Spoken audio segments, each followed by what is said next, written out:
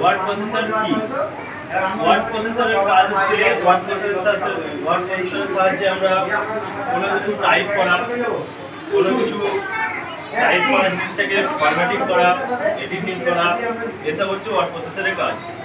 এরকম word processor একটা সরল পদ্ধতি হচ্ছে আমাদের ওয়ার্ডপ্যাড। ঠিক আছে,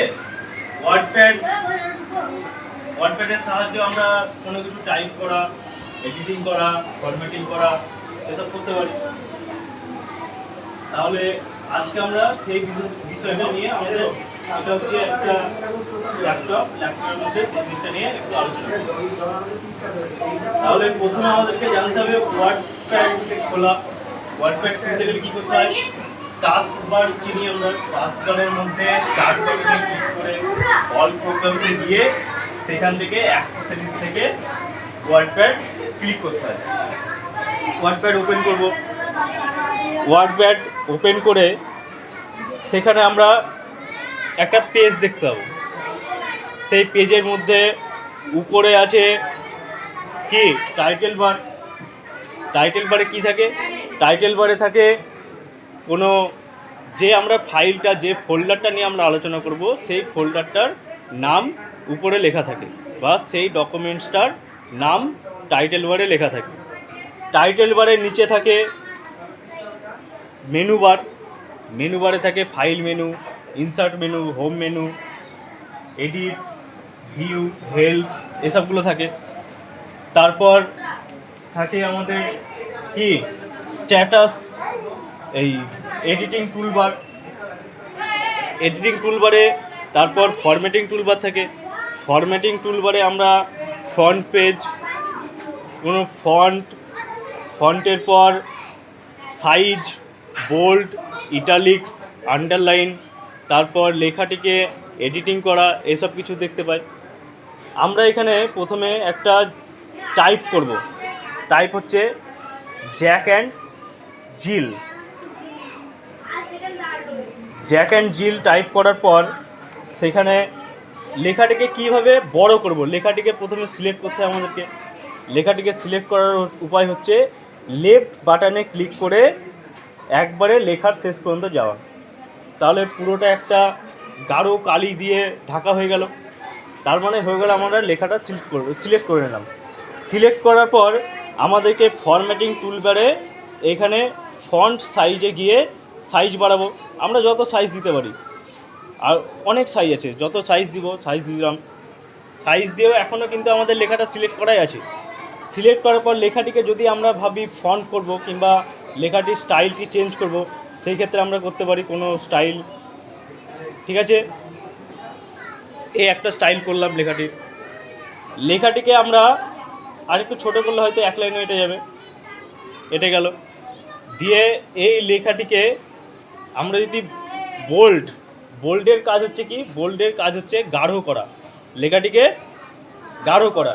বোল্ড করে যদি করি তাহলে লেখাটি দেখো একটু গাঢ় হচ্ছে। ঠিক আছে, আবার যদি বোল্ডটাকে অফ করি তাহলে লেখাটা একটু ছোট হলো, সরু হলো।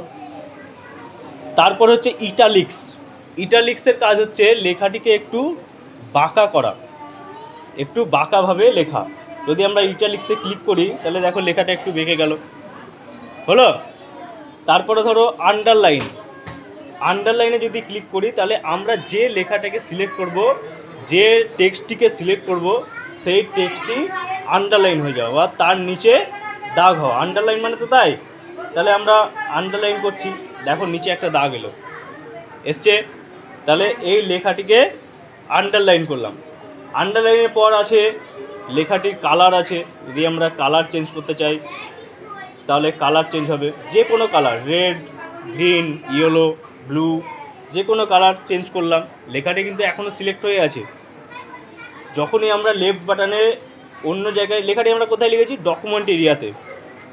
আর এই যে কালো একটা দেখতে পাচ্ছি, একটা দাগ ওঠা নামা করছে, ঠিক আছে, একবার অফ হচ্ছে, অন হচ্ছে, এইটা হচ্ছে কারসরের। আর এইটা যেটা আমরা একটা তীর চিহ্নের মতো দেখতে পাচ্ছি, আমরা পড়েছি এর আগেও, এটা হচ্ছে মাউস পয়েন্টার। কি বলা হয় এটিকে? Mouse pointer. এবার এই লেখাটিকে যদি আমরা সেভ করতে চাই, সেভ করতে গেলে কী করতে হবে? লেখাটি সেভ করতে গেলে আমাদেরকে প্রথমে ফাইলে যেতে হবে। ফাইলে গিয়ে সেভ অ্যাজ অপশানে ক্লিক করতে হবে। সেভ অ্যাজ অপশানে ক্লিক করে আমরা যে জায়গাটায় রাখতে চাই, আমরা তো বাড়িতেও আমাদের কোনো ফাইল আমরা তো যেখানে সেখানে রেখে দিই না, হয়তো কোনো আলমারির ভিতরে হয়তো কোথাও রেখে দিই। সেরকমই এরও একটা আলমারির মতো জিনিস আছে, সেটা হচ্ছে ডেস্কটপে BC এরকম করে আলমারির মতো অপশান থাকে ঘরের মতোই। সেইখানে আমরা ক্লিক করে সেইখানে আমরা সেভ করব।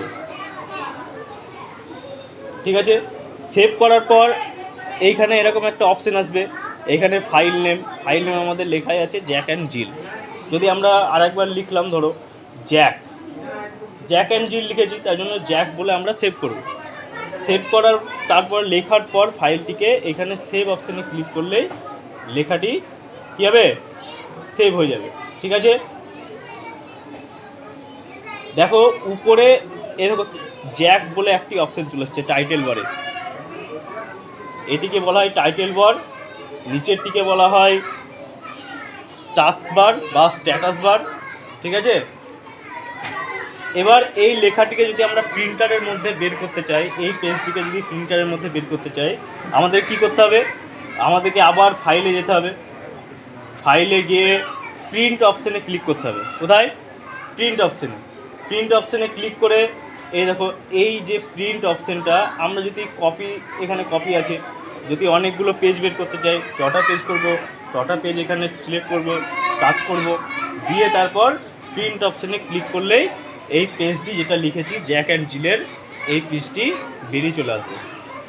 ঠিক আছে।